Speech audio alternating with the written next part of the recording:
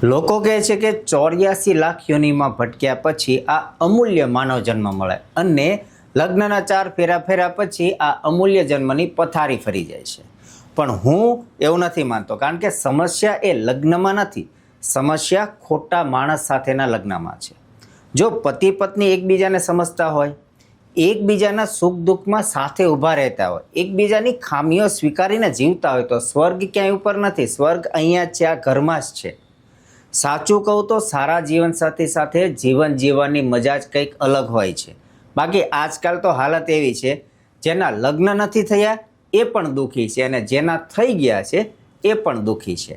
કારણ કે સુખ દુઃખ એ લગ્ન પર નથી ટકતું, એ તો દિલ અને દિમાગનો ખેલ છે. માણસને યોગ્ય વ્યક્તિ જો મળી જાય ને તો જીવન સુંદર બની જાય, અને ખોટી વ્યક્તિ મળી જાય તો મહેલમાં રહીને પણ માણસ એકલો લાગે. એટલે લગ્નને નહીં, પાત્રની પસંદગીને દોષ આપો.